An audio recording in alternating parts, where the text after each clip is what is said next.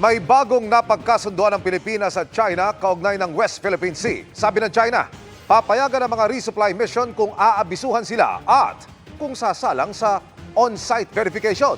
Pero sabi ng ating Foreign Affairs Department, hindi yan tugma sa kanilang pinag-usapan. Nakatutok si Chino Gaston.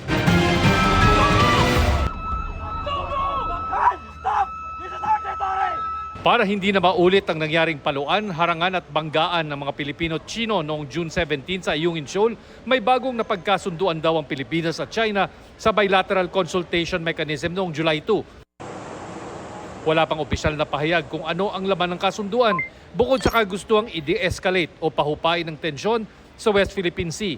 Ayon pa sa Department of Foreign Affairs, sang-ayon ng dalawang panig na hindi dapat malagay sa alangan ang posisyon ng parehong bansa sa South China Sea. Pero sa isang pahayag, sinabi ng China na papayagan lang daw nila ang RORE sa BRP Sierra Madre kung mag-aabiso muna ang Pilipinas sa kanila. Magkakaroon ng site verification sa maghahatid na barko at hindi magdadala ng construction materials. Sabi ng DFA, inaccurate o mali ang pahayag ng China. Hindi raw ito tugma sa napagkasunduan. Partikular ang sinasabing pag-aabiso muna bago ang delivery at ang on-site confirmation o pag-check sa kung ano ang i-deliver. Hindi tayo magpapaalam, wala tayong ipagpapaalam sapagkat ito ay karapatan natin. Ayon sa isang source ng GMA News na naroon sa bilateral talks, wala sa kasunduan ang gusto ng China na dapat magsabi muna sa kanila bago isagawa ang RORE. Wala rin ang site verification na gusto nila gawin at ang pagbawal nila sa pagdala ng construction materials. Nasa kasunduan na magpapatuloy ang RORE at iginiit ng Pilipinas na dapat walang pagharang na maganap sa tuwing may RORE. Bilang confidence building measures sa mga panahong sensitibo ang issue, mag-shift sa measured transparency ang galawan sa West Philippine Sea.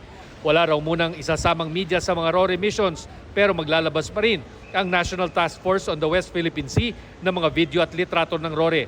Napagkasunduan din na magkakaroon ng effort ang dalawang bansa na i-de-escalate o pahupain ng tensyon. Maglalabas pa rin ng photo at video ang National Task Force on the West Philippine Sea matapos ang RORE. Ang Department of National Defense hindi pa raw natatanggap ang detalye ng kasunduan. We haven't been briefed yet. We are waiting the National Maritime Council to be briefed. Para kay dating Supreme Court Senior Associate Justice Antonio Carpio, ang latest na pahayag ng China ay tanda na hindi ito seryoso sa pakikipag-usap. Ang hamon niya sa DFA, ilabas ang minutes ng meeting para malaman kung sino ang nagsasabi ng totoo. It just shows there's bad faith on the part of the Chinese. They are now saying a different tune, saying that there is on-site inspection or prior notice. Yes. We always said we cannot allow that. What we should do is just file an arbitration case against China on the extended continental shelf area which they opposed.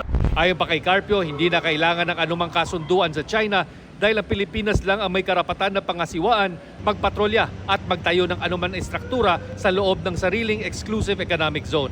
Para sa GMA Integrated News, Chino Gaston, nakatutok, 24 oras.